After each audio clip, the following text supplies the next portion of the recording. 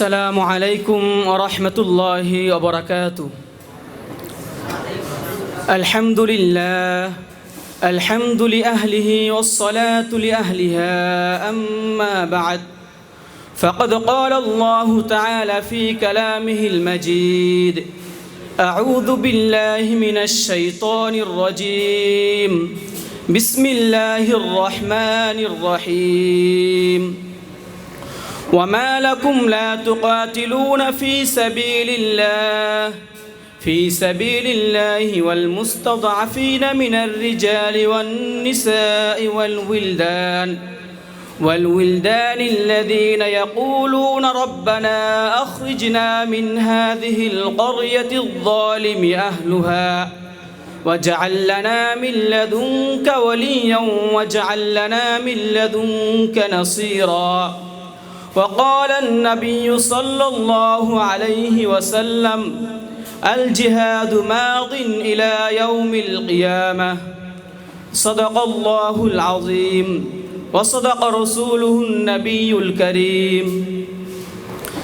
মারকাজুল কোরআন আন্নাদি ছাত্র পরিষদ কর্তৃক আয়োজিত আজকের বার্ষিক তাফসীর প্রতিযোগিতার সম্মানিত সভাপতি, বিজ্ঞ বিচারক মণ্ডলী ও অতিথিবৃন্দ এবং আমার সামনে উপবিষ্ট প্রিয় দর্শক শ্রোতা, সবাইকে আন্তরিক শুভেচ্ছা ও অভিনন্দন জানিয়ে শুরু করছি নির্ধারিত বিষয়ের উপর তাফসীর প্রতিযোগিতা।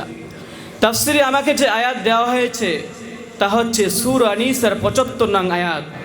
আল্লাহ তৌফিক দিলে এই বিষয়ের উপর আমি সংক্ষিপ্ত তাফসীর পেশ করব ইনশাআল্লাহ। প্রিয় উপস্থিতি, প্রথমে আমরা আয়াতের সাদামাটা তর্জমা করব, এরপরে বিস্তারিত আলোচনায় যাব। রব্বে কারীম বলেন: وما لكم لا تقاتلون في سبيل الله والمستضعفين من الرجال والنساء والولدان الذين يقولون ربنا। অর্থাৎ তোমাদের কি হলো? কেন তোমরা অসহায় নরনারী ও শিশুগণের জন্য যুদ্ধ করছো না? অথচ তারা বলছে, রব্বানা আখরিজনা মিন হাযিহিল ক্বরয়াতিয যালিমি আহলুহা واجعل لنا من لدنك وليا واجعل لنا من لدنك نصيرا। হে আমাদের প্রতিপালক, আপনি আমাদেরকে এই জালিম অধ্যুষিত অঞ্চল থেকে অন্যত্র নিয়ে যান এবং আপনার পক্ষ থেকে আমাদের জন্য একজন অভিভাবক ও সাহায্যকারী নির্ধারণ করুন। এবার আমরা বিস্তারিত আলোচনায় যাচ্ছি। এখানে আয়াতের শুরুতেই মা ইস্তিফহামি আনা হয়েছে। সফাতুত তাফাসির, তাফসির আবি সাউদ, কুরতুবি, ইবনে কাসির, মারিফুল কোরআন সহ অসংখ্য তাফসির গ্রন্থে বর্ণিত আছে যে এখানে মা ইস্তিফহামিয়াটা লিল হাসি ওয়াত তাহরিদ আলাল জিহাদ, অর্থাৎ জিহাদের প্রতি উদ্বুদ্ধ করার জন্য আনা হয়েছে। এরপরে কুমের মুখাতাব উল্লেখ করা হয়েছে মুমিনদেরকে। এই আয়াতটি নাজিল হয়েছিল মক্কা বিজয়ের আগে। হিজরতের পরে যখন কিছু মুসলমান মক্কায় আটকা পড়েছিল, কাফেররা তাদেরকে খুব নির্যাতন করত, আবার মক্কা থেকে বের হতে দিত না। তাফসীর কুরতুবি, মারিফুল কোরআন, সফাতুত তাফাসিরে এদের নাম উল্লেখ রয়েছে। এরা হলেন ইবনে আব্বাস ও তার মাতা সাল্লাম ইবনে হিশাম, ওয়ালিদ ইবনে ওয়ালিদ, আবু জান্দান। ইমামুল মুফাসসিরিন ইমাম ফখরুদ্দিন রাজি রাহিমাহুল্লাহ তিনি তাফসিরে কাবিরে এই আয়াতের তাফসির এভাবে তুলে ধরেছেন যে হাযিহিল আয়া তাদুল্লু আলা আন্নাল জিহাদ ওয়াজিবুন ওয়া মা'নাহু আন্নাহু লা উযরা লাকুম ফি তারকিল মুকাতালাতি وقد بلغ حال المستضعفين من المسلمين إلى ما بلغ من الضعف فهذا حث شديد على القتال। অর্থাৎ এই আয়াত জিহাদকে ওয়াজিব করেছে এবং একথা বোঝাচ্ছে যে যখন দুর্বল মুসলমানদের অবস্থা নির্যাতনের চূড়ান্ত পর্যায়ে পৌঁছবে, তখন জিহাদ তরক করার ক্ষেত্রে তোমাদের কোনো ওজর গ্রহণ করা হবে না। বিশ্ববিখ্যাত তাফসির গ্রন্থ তাফসির ইবনে কাসিরে আল্লামা ইবনে কাসির রাহিমাহুল্লাহ চমৎকার একটি উক্তি পেশ করেছেন। তিনি লেখেন, ইয়া আইয়ুহাল্লাযীনা আমানু, অর্থাৎ যখনই আল্লাহর পক্ষ থেকে সম্বোধন করা হবে মুমিনদেরকে, তখন খুব মনোযোগের সাথে কান পেতে শুনতে হবে, কেননা হয়তো কোনো গুরুত্বপূর্ণ আদেশ অথবা নিষেধ করবেন আল্লাহ সুবহানাহু ওয়া তাআলা। ঠিক এখানেও এই আয়াতে মুফাসসিরিনে কেরাম কুমের তাফসীর সমস্ত আনেওয়ালা মুমিন উম্মতকে করেছেন এবং তাফসীরে স্পষ্টভাবে উল্লেখ আছে যে নির্যাতিত মুসলমানদেরকে সাহায্য করা ইসলামের গুরুত্বপূর্ণ ফরজ। সাবেক চিফ জাস্টিস গ্র্যান্ড মুফতি তাকে উসমানী সাহেব দামাত বারকাতুহুম তিনি এই কথাকে আরও জোর দিয়ে তিনি তার রচিত তাফসির গ্রন্থে উল্লেখ করেছেন। এবং মারিফুল কোরআনে এই আয়াতের তাফসির, এই আয়াতের সারমর্ম এভাবে তুলে ধরেছেন যে জিহাদ করার পক্ষে যথার্থ কারণ খোদাই সাহায্য ও নুসরাতের ওয়াদা থাকা সত্ত্বেও এমনকি আপত্তি থাকতে পারে। সুতরাং যারা ইমানদার তারা অবশ্যই আল্লাহর পথে লড়াই করবে দিন প্রতিষ্ঠার লক্ষ্যে, ন্যায় ও কল্যাণ ভিত্তিক রাষ্ট্র প্রতিষ্ঠার জন্য এবং আল্লাহর সংবিধান বাস্তবায়নের জন্য। আর এটাই মুমিনের লক্ষ্য উদ্দেশ্য যে তারা আল্লাহর জমিনে আল্লাহর সংবিধান কায়েম করবে এবং অসহায় মাজলুমদেরকে মুক্ত করবে। পক্ষান্তরে কাফেররা লড়াই করবে তাগুতের পক্ষে শয়তানি বিধান প্রতিষ্ঠার জন্য এবং তাদের পৈশাচিক শাসন প্রতিষ্ঠার জন্য, যেন তারা বিশ্বময় কুফর ও শিরক ছড়িয়ে দিতে পারে। যেমনটি এর পরের আয়াতে উল্লেখ রয়েছে, আল্লাযীনা আমানু ইউকাতিলুনা ফী সাবিলিল্লাহ ওয়াল্লাযীনা কাফারু ইউকাতিলুনা ফী সাবিলিত তাগুত। সুতরাং প্রিয় উপস্থিতি, প্রথমে আমাদেরকে একথা বুঝতে হবে যে কোরআনের যত আদেশ এবং নিষেধ রয়েছে তা কেবল কোরআন নাজিলের সময়কার লোকদের জন্যই নয় এবং তাদের উপরে আবশ্যক না, বরং কিয়ামত পর্যন্ত সকল উম্মতের জন্য প্রযোজ্য ও আবশ্যকীয় কর্তব্য। অতএব আজ যখন পবিত্র ভূমি আকসায় ফিলিস্তিনি অসহায় নরনারী ও নিষ্পাপ শিশুরা নির্যাতিত নিপীড়িত, ইহুদি কুফফাররা যখন বোমা ও বুলেটের আঘাতে তাদের বুক ঝাঁঝরা করে দিচ্ছে, রক্তের স্রোত বয়ে দিচ্ছে, তখনও কেমন যেন আল্লাহ তাআলা আমাদেরকে ডেকে ডেকে বলছেন, কি হলো তোমাদের? কেন তোমরা তাদের পক্ষ হয়ে কুফফারদের বিরুদ্ধে লড়াই করছো না?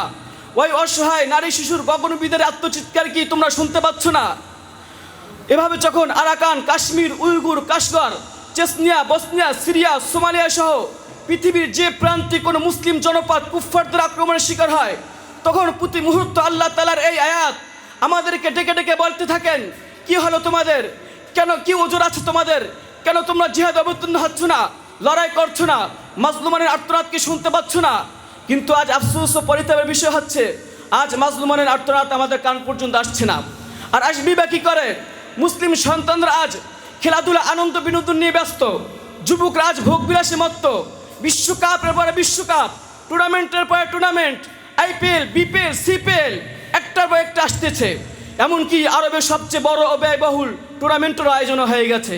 মাআদাল্লাহ, মোট কথা হচ্ছে আজ মুসলিম যুবকদেরকে মাতাল করে রাখা হয়েছে, আনন্দ বিনোদনের নামে ঘুম পাড়িয়ে রাখা হয়েছে মুসলিম জাতিকে। আর এটাই কুফফারদের উদ্দেশ্য। যেমনটি আল্লাহ তাআলা বলেন, ওয়াদ্দাল্লাযীনা কাফারু লাউ তাগফুলুনা আন আসলিহাতিকুম ওয়া আমতিআতিকুম ফায়ামিলুনা আলাইকুম মাইলাতা ওয়াহিদা। সুতরাং প্রিয় উপস্থিতি, সূরা নিসার এই ৭৫ নং আয়াত থেকে স্পষ্টভাবে ফুটে উঠেছে বর্তমান ইসলাম ও মুসলমানদের এই অসহায়ত্ব থেকে একমাত্র জিহাদ মুক্তি দিতে পারে, একমাত্র জিহাদ মুক্তি দিতে পারে। সুনানে আবু দাউদ ও তিরমিজিতে বর্ণিত রয়েছে, ইদা তারাকতুমুল জিহাদ ফাসাল্লাতুল্লাহু আলাইকুমুদ্দুল্লাহ। যদি তোমরা জিহাদকে ছেড়ে দাও, আল্লাহ তাআলা তোমাদের উপর লাঞ্ছনা চাপিয়ে দেবেন। এখন তো কিছু মুসলিম ভাই বোন থেকেও পাল্টা প্রশ্ন আসে, আরে আমরা তো বাংলাদেশি, আমরা তো পাকিস্তানি, প্রত্যেক দেশে নিয়ম মেনে তো চলতে হবে। হায় আফসোস, আজ কাফের বেঈমানরা আমাদের আহাম্মকি ও দুর্বলতা দেখে অট্টহাসিতে ফেটে পড়ছে। আজ ওরা জাতীয়তাবাদ, পুঁজিবাদ ও গণতন্ত্রের কাঁটাতারে খাঁচায় তোতা পাখির মতো বোকা মুসলমানদেরকে বন্দী করতে সক্ষম হয়েছে। আজ মুসলিমরা বিশ্বাস করতে শুরু করেছে, আরে অন্য রাষ্ট্র বা অন্য ভূমি দিয়ে দরকার কি, এই চার দেয়ালে নামাজ রোজা করে মরতে পারলেই তো হলো। অথচ আল্লাহ তাআলা বলেন, আল আরদু কুল্লুহু লিল্লাহ, পৃথিবীর সমস্ত জমিন আল্লাহর জন্য। ওয়াকাতিলুম হাত্তা লা তাকুনা ফিতনাতুন ওয়া ইয়াকুনা আদ-দীনু কুল্লুহু লিল্লাহ। অতএব তোমরা কুফফারদের বিরুদ্ধে লড়াই করতে থাকো আল্লাহর জমিনে, আল্লাহর দ্বীন পরিপূর্ণভাবে কায়েম হওয়ার আগ পর্যন্ত। এখন কিছু মুসলিম ভাই বোন প্রশ্ন করতে পারে, এই মিয়া জিহাদ করবা, তোমার প্রস্তুতি আছে? আল্লাহ তাআলা বলেন, ওয়া আইদ্দু লাহুম মাসতাতাআতুম মিন কুওয়া মিন এখানে তাবিঈদিয়া অর্থে এসেছে, অর্থাৎ তোমার কাছে যতটুকু আছে তাই দিয়ে তুমি সামনে বাড়ো। তাদের কাছে পারমাণবিক অস্ত্র আছে, তোমার কাছে থাকতে হবে, বিষয়টি এমন নয়। প্রশ্ন হতে পারে, আচ্ছা বুঝলাম, জিহাদটা কার বিরুদ্ধে করব? আল্লাহ তাআলা বলেন, ইয়া আইয়ুহান নাবিয়্যু জাহিদুল কুফফার ওয়াল মুনাফিকিন, তোমরা কাফের এবং লুকায়িত থাকা কাফেরদের দোসরদের বিরুদ্ধে লড়াই করো। নাম তার হতে পারে আব্দুল করিম, আব্দুল মতিন, প্রকৃতপক্ষে সে মুনাফিক। যেমনটি আবু বকর রাদিয়াল্লাহু তাআলা আনহু দেখিয়ে দিয়েছেন, একটি মাত্র বিধানকে আদায় না করার অভিযোগে তিনি জিহাদের ঘোষণা দিয়েছিলেন, এমনকি তার সাথে সমস্ত সাহাবায়ে কেরামও একমত হয়েছিলেন। সেই থেকে বর্তমান আফগান জিহাদ পর্যন্ত আমরা বিভিন্ন ময়দানে এরাই ধারাবাহিকতা লক্ষ্য করছি। প্রশ্ন হতে পারে, হ্যাঁ বুঝলাম, তবে তোমার লোক কয়জন আছে? আল্লাহ তাআলা বলেন কাম মিন ফিআতিন কলিলাতিন গালাবাত ফিআতান কাসীরাতান বিইذনিল্লাহ। আরে ইসলামের বিজয়কে লোকবল আর অস্ত্রবল দিয়ে হয়েছে। দেখো না কত ছোট ছোট দল কত বড় বড় দলকে আল্লাহর আদেশে পরাজিত করেছে। প্রশ্ন হতে পারে এই জিহাদ কি এখন কার্যকর হবে? এখন তো আধুনিক যুগ, এখন তো ভোটের জিহাদ চলছে। আল্লাহ তাআলা বলেন ওয়াকাতিলুহুম হাত্তা লা তাকুনা ফিতনাতুন ওয়া ইয়াকুনা আদ-দীনু কুল্লুহু লিল্লাহ। আরে তোমরা বললে হবে না, এটাই চলবে, এটাই দিন কায়েমের পন্থা, এর মাধ্যমে ফিতনা নির্মূল হবে, শান্তি প্রতিষ্ঠা হবে। নবীও বলেছেন আল জিহাদু মাদিন ইলা ইয়াউমিল কিয়ামা, জিহাদ কিয়ামত পর্যন্ত বহাল থাকবে। প্রশ্ন হতে পারে হ্যাঁ ঠিক আছে সবই বুঝলাম, তবে তোমার দেশ তো জিহাদ করার উপযোগী না, তোমার দেশ তো পাহাড় নাই, তোমার দেশে তো সুড়ঙ্গ নাই, বিজয় হবা কিভাবে? আল্লাহ তাআলা বলেন আরে জিহাদ করার জন্য উপযোগী অনুপযোগী শর্ত না, পাহাড় শর্ত না, শর্ত তো হচ্ছে ঈমান।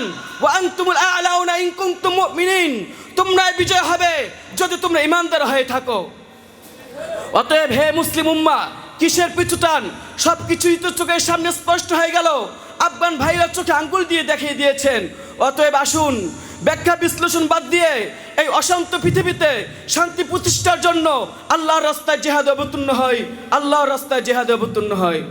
নাসরুম মিনাল্লাহি ওয়া ফাতহুন করিব ওয়া বাশশিরিল মুমিনিন। ধন্যবাদ মাননীয় সভাপতি, ধন্যবাদ সবাইকে।